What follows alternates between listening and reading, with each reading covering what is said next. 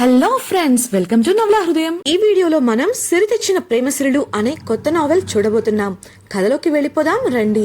ఎట్టకేలకు ఎన్నో ఆలోచనల తరువాత సిరి కూడా అనురాగ్తో కలిసిపోవడం, అలాగే అతడితో మాట్లాడటం ద్వారా పెళ్లికి పచ్చజెండా ఊపుతుంది దివ్య. ఆమె పెళ్లికి ఒప్పుకున్నందున ఆఘమేఘాలలో తేలిపోతూ ఉంటాడు అనురాగ్. పెళ్లి ఏర్పాట్ల గురించి మాట్లాడుకోవాలని అనురాగ్తో దివ్యను ఇల్లు చూసి రమ్మని పంపుతుంది పార్వతి. అనురాగ్ గదిలో ఉండగా వచ్చిన కాల్లో అవతలి వారు చెప్పింది విని సంతోషంతో దివ్య చెంపపై ముద్దిస్తాడు అనురాగ్.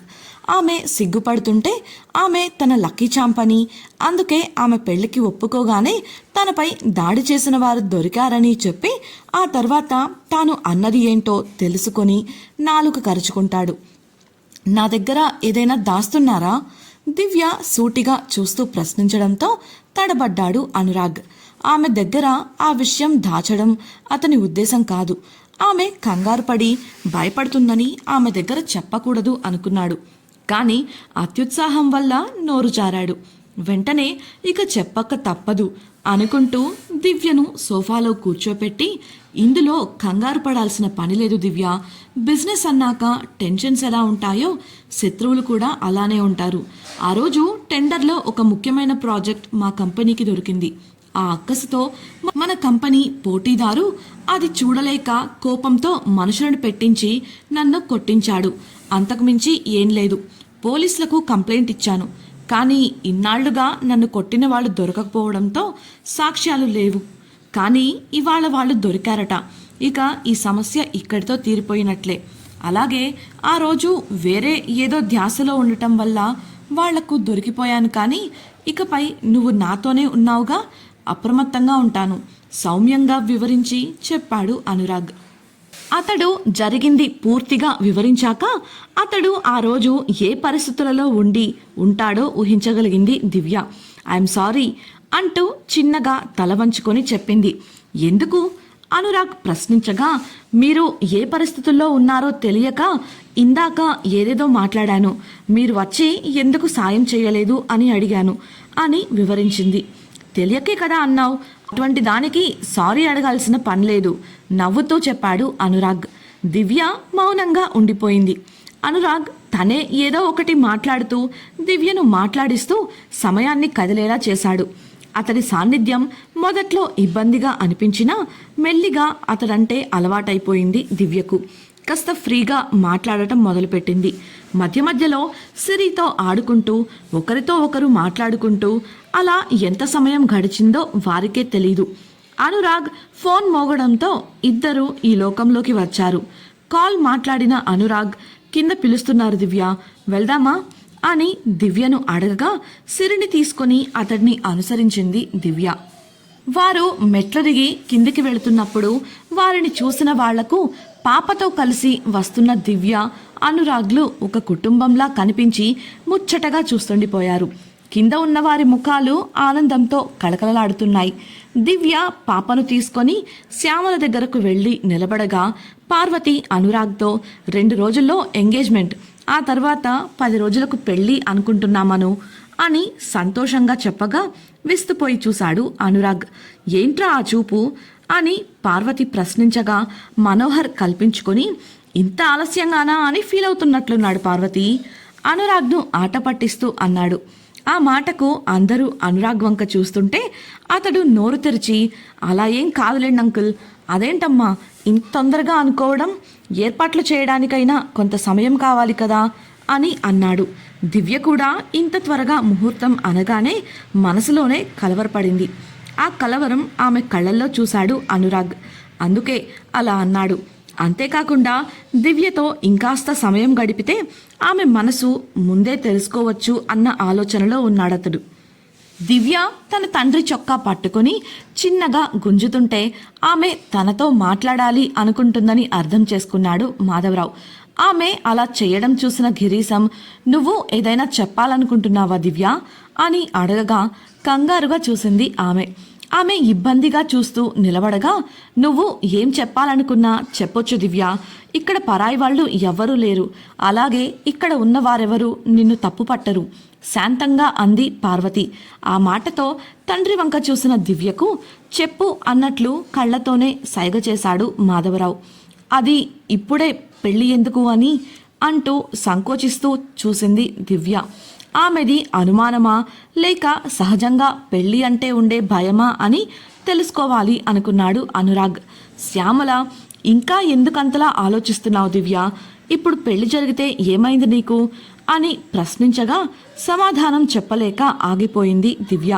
పార్వతి ఆమె అయోమయ స్థితి గమనించి, అనురాగ్ కూడా ఇప్పుడే వద్దు అంటున్నాడు కాబట్టి మీ ఇష్ట ప్రకారమే చేద్దాం దివ్య, నీకు ఎప్పుడు సరే అనిపిస్తే అప్పుడే పెళ్లి పెట్టుకుందాం, ఇప్పటికి మాత్రం నిశ్చితార్థం జరిపేద్దాం, ఏమంటావ్ అని అడగగా 1 నిమిషం ఆలోచించి అనురాగ్ వంక ఓసారి చూసి మీ ఇష్టం అంది దివ్య. డియర్ ఫ్రెండ్స్, నాదొక చిన్న రిక్వెస్ట్. మీరు చేసే చిన్న లైక్ మరియు కమెంట్ నాకు కొండంత ప్రోత్సాహాన్ని ఇచ్చి మరిన్ని ఇంట్రెస్టింగ్ నావెల్స్ని అందించేలా సపోర్ట్ ఇస్తుంది. అలాగే ఛానల్ను సబ్స్క్రైబ్ చేయడం మరవకండి ప్లీజ్. అప్పటికే అనురాగ్ పార్వతికి దివ్య పరిస్థితి వివరించి ఏదైనా దివ్యకు నచ్చినట్టే అన్నీ చేద్దాం అని ముందుగానే చెప్పడంతో ఆవిడ ఇలాంటి నిర్ణయం తీసుకుంది. ఇక నిశ్చితార్థం చేయడం ఖరారు కావడంతో ఇక వెళ్ళొస్తాం చెల్లెమ్మ, మళ్ళీ ఏర్పాట్లు చేసుకోవాలి కదా అని మాధవరావు నమస్కరిస్తూ చెప్పగా, అదేంటన్నయ్య అప్పుడే వెళ్ళిపోతారా, అయినా ఎలాగూ ఇక్కడి దాకా వచ్చారు కదా, షాపింగ్ పనులు ఇవాళే పూర్తి చేసుకొని వెళ్ళండి, అన్ని పనులు అయ్యాక మిమ్మల్ని దగ్గరుండి మేమే పంపిస్తాం అని పార్వతి ఆప్యాయంగా చెప్పగా కాదనలేకపోయాడు మాధవరావు. ఎలాగూ తాము కూడా బట్టలు నగలు తీసుకోవాలి కాబట్టి ఒప్పుకోగా అందరూ కలిసి 2 కార్లలో షాపింగ్కు బయలుదేరారు. దివ్యకు ఒక పట్టాన ఏది నచ్చడం లేదు. నిజానికి ఆమెకు ఏమి తీసుకోవాలో ఆలోచించలేకపోతోంది.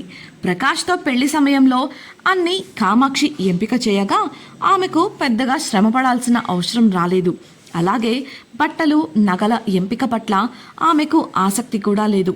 పార్వతి శ్యామల చీరలు తీసి, ఇది బాగుంది కదా, ఇది నచ్చిందా, అరే ఇది చూడు అంటూ మార్చి మార్చి చీరలు చూపిస్తుంటే, అమ్మా మీరే ఏదో ఒకటి చూసి తీసుకోండి, నాకు తెలీదు మీ ఇష్టం అని చెప్పి సిరిని తీసుకొని పక్కకు వెళ్ళిపోయింది దివ్య. పార్వతి శ్యామలలు ఆమెను విస్తుపోయి చూస్తుంటే అప్పటి వరకు దివ్యను గమనిస్తున్న అనురాగ్ వారికి కళ్ళతోనే సర్ది చెప్పి నేను చూసుకుంటాను అంటూ సైగ చేసి ఆమెను అనుసరిస్తూ వెళ్ళాడు. దివ్య ఎవరూ లేని ప్రదేశంలో తాను ఒక సోఫాలో కూర్చొని పాపను ఒడిలో కూర్చోబెట్టుకుంది.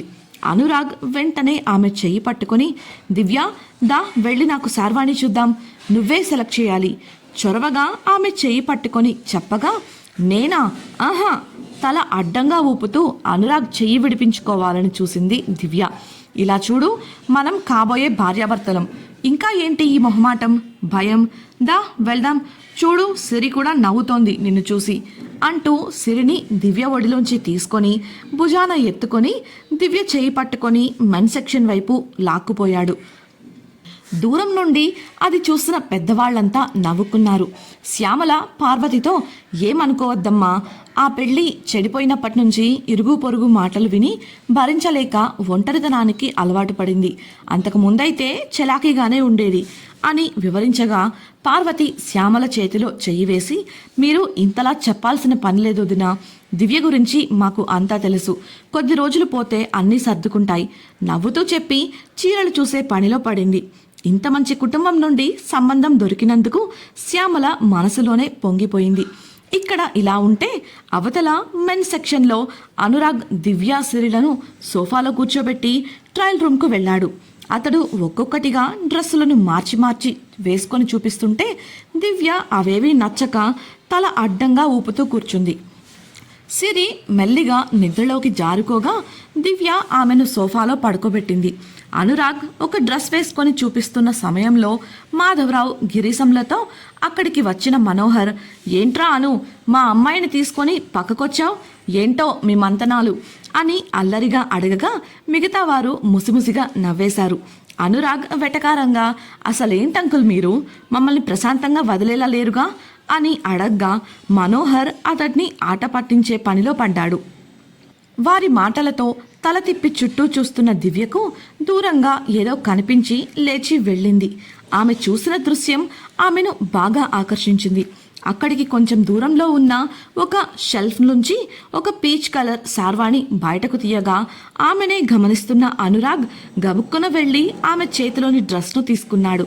అప్పటికే అతడు మనోహర్కు నచ్చజెప్పి వాళ్ళందరినీ అక్కడి నుంచి పంపేశాడు.